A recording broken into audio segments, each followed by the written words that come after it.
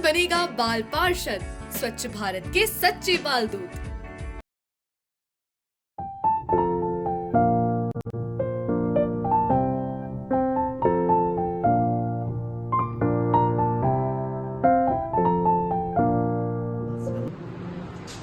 और यह पहली बार जयपुर में आया हूँ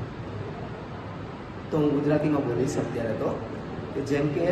હું ત્યાંથી ગુજરાતથી અહીં આગળ આવ્યો છું અમદાવાદથી તો જે નાના નાના છોકરાએ જે પેઇન્ટિંગ્સ બનાવી છે એ પ્રોપરલી ગુડ કે જેમ કે આ છે તો એના માટે શું છે કેમનું છે એ પોતાનું મંતવ્ય ત્યાં પેઇન્ટિંગ્સ દ્વારા રજૂ કર્યું છે જેમ કે વેધર છે બીજું એક્સ્ટ્રા છે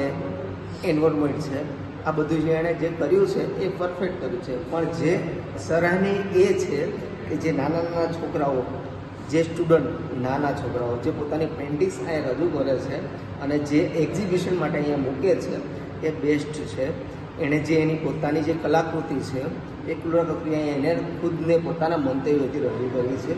તો મને બહુ સારું લાગ્યું છે અહીંયા આગળ આવીને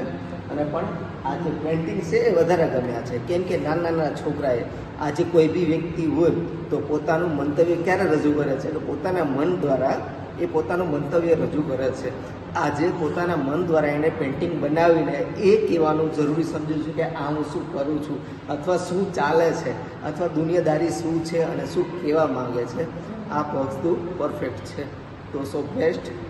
ઓફ લક બધાને અને વેરી ગુડ।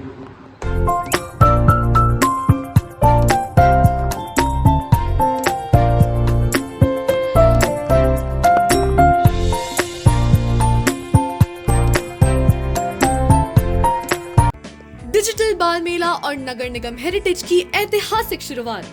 बच्चे बनेंगे सॉलिड वेस्ट मैनेजमेंट के सिपहसालार। भाग लेना है बिल्कुल आसान।